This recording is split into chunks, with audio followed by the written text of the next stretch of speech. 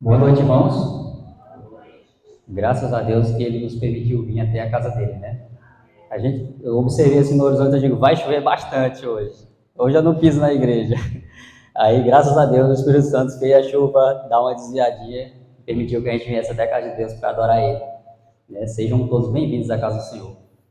Nós vamos fazer mais uma oraçãozinha para a gente, porque oração, quanto mais oração, né, melhor. Muita oração, muito poder. Pouca oração, pouco poder. Assim como estamos, vamos provar nossas fontes e orar novamente ao nosso Deus.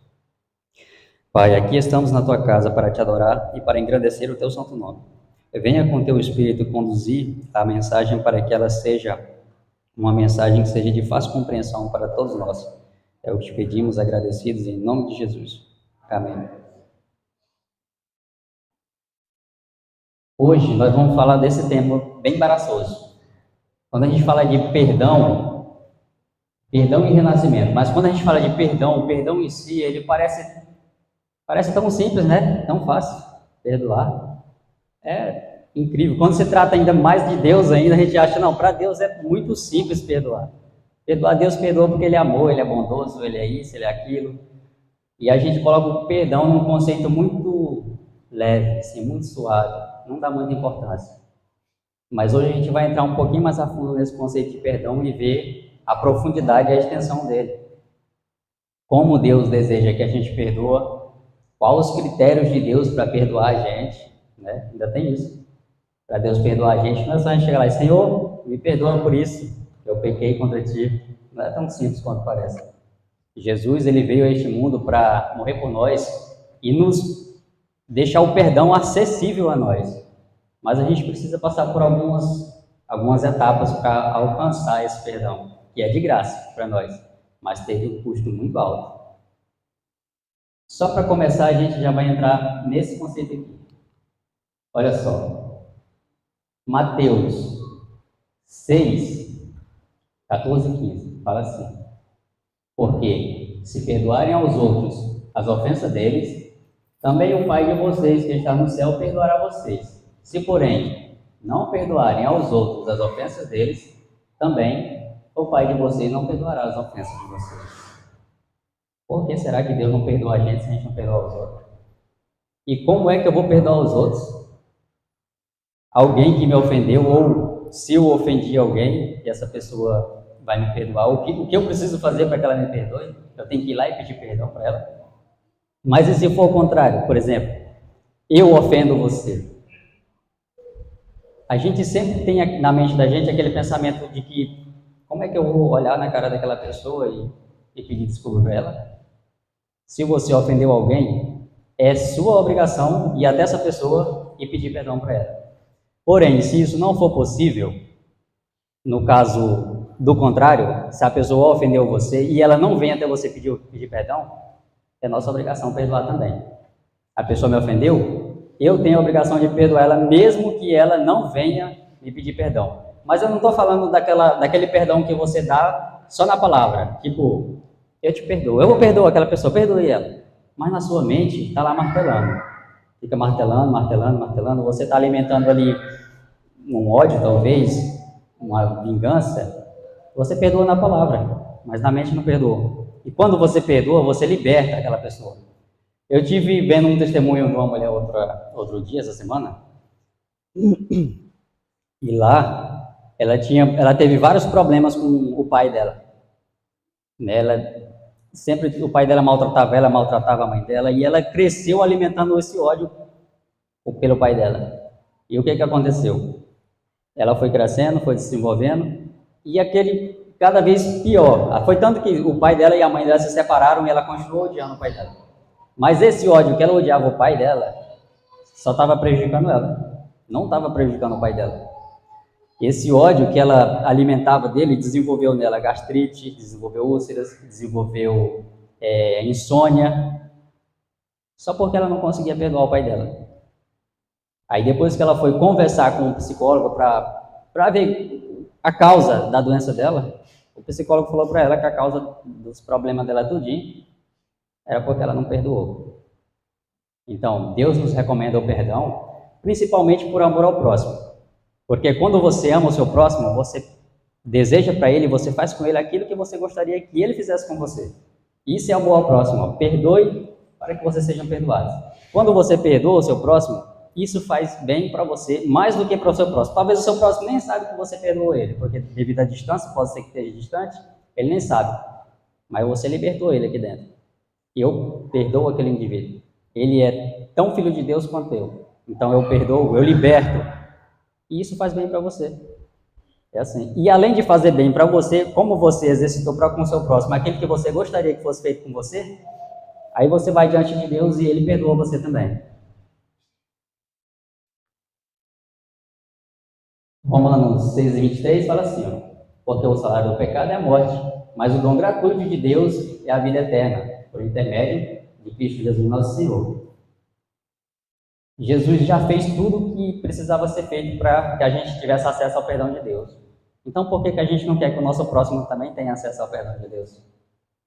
Por quê? A gente, às vezes, no nosso meio, a gente tem dificuldade de perdoar alguém. A pessoa ofende a gente com uma palavra e você nem sequer você vai naquela, por exemplo, numa reunião, num evento, numa festa de família, talvez num encontro ao domingo. Eu não vou porque fulano de tal vai estar lá. Não vou não e eu não quero nem olhar para a cara daquela pessoa. Às vezes você pensa que está fazendo a coisa certa, mas quando você peca contra Deus e você vai lá diante de Deus, bota seu joelho no chão e pede perdão a Deus, Deus está esperando você perdoar aquela pessoa primeiro para poder perdoar você. É o que diz Jesus lá em Mateus, a gente acabou de ver. Você quer o perdão de Deus? Quer. Mas e o seu próximo? Que você não conseguiu perdoar, não conseguiu libertar. Será que ele também não merece? Deus ama ele tanto quanto ama você. É o mesmo amor. Então, você quer o perdão de Deus? Quer. Tudo bem. Deus está querendo te perdoar. O que Deus mais quer é perdoar a gente. Mas Ele quer que o nosso arrependimento seja sincero. Ele quer que a gente primeiro liberte a outra pessoa. Agora, eu falo isso porque, às vezes, a gente pensa assim, tudo bem, eu perdoo o fulano de tal. Mas você não fala com a pessoa. Quando você vê ela vindo na rua e tem uma esquina bem pertinho aqui, você já desvia por aqui para não ter que falar com a pessoa que você supostamente perdoou. Que perdão foi esse mesmo, afinal de contas? Perdoar não significa esquecer, porque esquecer não é fácil. Mas você consegue colocar de lado aquela circunstância, aquela situação desconfortável e tratar a pessoa da mesma forma como você gostaria de ser tratado. Você é obrigado a confiar na pessoa novamente? Não, você não é obrigado a confiar. Mas é nosso dever tratar a pessoa da mesma forma que eu gostaria de ser tratado. É por isso que Deus coloca assim, sempre. Eu achei interessante mais aquele versículo que fala: perdoe o seu próximo para que o seu pai perdoe você que está no céu. É o primeiro exercício que a gente faz para desejar ao próximo aquilo que a gente quer para a gente. É o primeiro exercício. E o mais importante que eu acho. Porque sempre que você pensar em fazer alguma coisa para alguém, se você parar e se colocar no lugar da pessoa, você só vai fazer o que é bom. A vontade pode ser de chutar o balde, mas você olha assim, mas e se fosse eu? Deus quer que a gente sempre faça essa pergunta antes de se dirigir a seja que pessoa for. Sim, sabemos que para receber o perdão de Deus a gente precisa perdoar. Perdoar de verdade. Perdoar, libertar aquela pessoa. Não continuar pensando coisas ruins a respeito dela e nem alimentando um sentimento de ódio nem de vingança. Mas e para a gente receber o perdão de Deus? Atos dos Apóstolos 3:19. Portanto, arrependam-se e convertam para que sejam cancelados os seus pecados. Eu preciso me arrepender.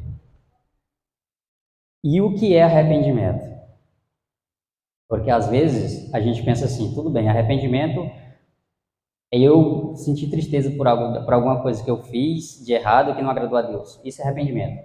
Porém, eu estava vendo no Patriarcas e Profetas, do professor Ellen White, a história mais detalhada do povo de Israel, quando Deus tirou o pessoal do Egito, né? Eu creio que quase todos já conhecem essa história.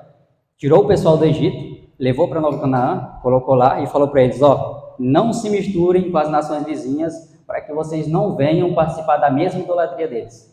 Não façam isso. E o povo obediente, né, não fez. Não fez?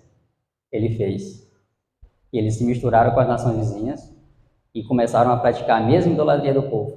Chegaram a um ponto tão idólatra que começaram a ignorar todos os conselhos do profeta. Aí a consequência vem, né? Porque quando a gente desobedece a Deus, a consequência ela vem.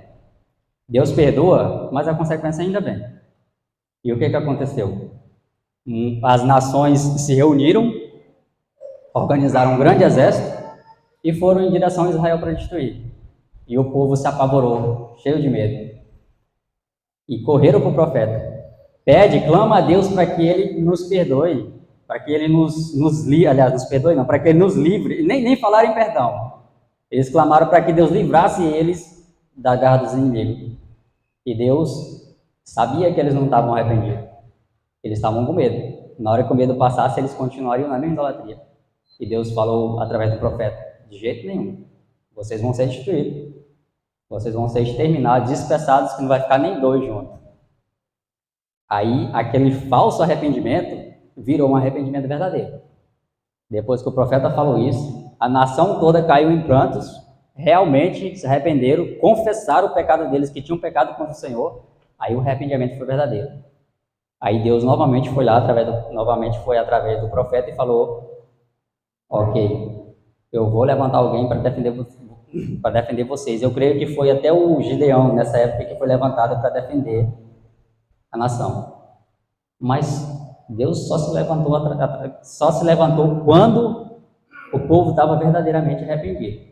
Então Deus sabe quando a gente está demonstrando que está arrependido por medo da consequência, e sabe quando a gente está sendo verdadeiramente arrependido. Porque quando você se arrepende verdadeiramente, você sente já uma repulsa por aquele erro, você não sente nenhuma vontade de voltar a cometer aquilo ali. Aquilo, filho, é uma coisa ofensiva para você, porque você sabe que desagrada a Deus. E a sua vontade é agradar a Deus. Isaías 1,18. O Senhor diz: venham, pois, e vamos discutir a questão. Ainda que os pecados de vocês sejam como o escarlate, eles se tornarão brancos como a neve.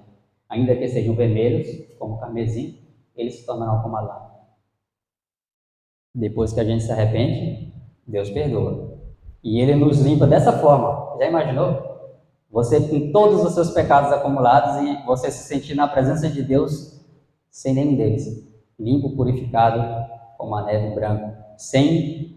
É exatamente como a nossa irmã White descreve que nós deveremos estar diante de Deus no dia da perseguição. Porque se a gente continuar com aquele pecadinho lá, que isso aqui Deus não vai se incomodar, não vai ofender a Deus, não vai. Aí você continua com aquilo ali, continua. Esse pecadinho que você considera insignificante, no dia da perseguição ele vai esmagar você. Porque Satanás, ele não se distrai, ele não faz outra coisa além de prestar atenção no povo de Deus. E ele vê cada falhazinha de caráter. Ela fala que se a gente alimentar algum pecadinho, por menor que seja, no dia da perseguição, Satanás vai usar esse pecadinho para destruir a pessoa. E aquela pessoa que já cultivou o hábito de não ter nenhum pecado proposital, um pecado que ele sabe que é errado e continua fazendo, no dia da perseguição também o Espírito Santo vai remover da mente da pessoa para que ele não consiga se lembrar de nenhum pecado desse. Ok, mas nós sabemos que precisamos nascer de novo para entrar no reino de Deus, né? Quem falou foi Jesus. A gente se arrepende, recebe o perdão de Deus, mas ainda precisa nascer novamente, porque nós nascemos a primeira vez em pecado.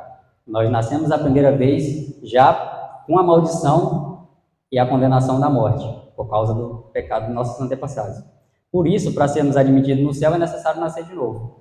Como não é possível voltar ao ventre da mãe e nascer de novo, esse nascimento é simbólico, assim como foi simbólico o sacrifício de Jesus até quando ele veio e completou esse sacrifício. Arrasou Jesus. Em João 3,5 fala: em verdade te asseguro, quem não nascer da água e do Espírito não pode entrar no reino de Deus. Nascer da água a gente já conhece esse nascimento, né?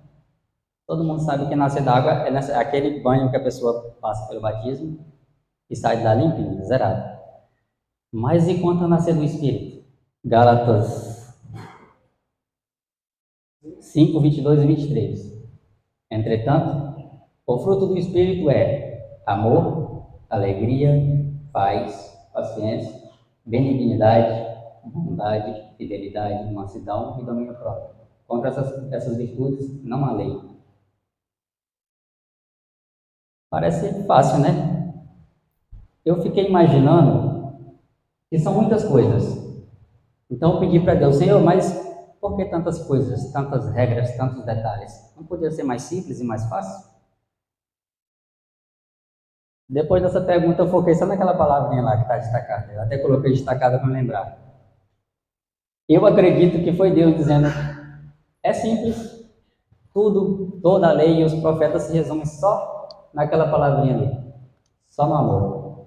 E todos os frutos do Espírito se resumem no amor. Porque se você não ama, você não consegue alcançar nenhum deles. Quer ver só? 1 Coríntios 13, e capítulo 4 em diante, fala assim, ó, o amor é paciente, o amor é bondoso, não inveja, não se vangloria, nem é arrogante, não se porta de maneira inconveniente, não age egoisticamente, não se enfurece facilmente, não guarda ressentimento. O amor não se alegra com a injustiça, pois sua felicidade está na verdade. Tudo sofre, tudo crê, tudo espera, tudo suporta. Sendo assim, permanecem até o momento esses três: a fé, a esperança e o amor. Contudo, o maior deles é o amor. Você viu que a descrição que Paulo fez do amor é justamente os frutos do Espírito? Você conseguiu conciliar? Então é simples e é fácil. Amor. A gente precisa aprender a amar. É por isso que depois que eu cheguei a essa conclusão, eu não cheguei a essa conclusão, é o Espírito Santo que faz essas coisas.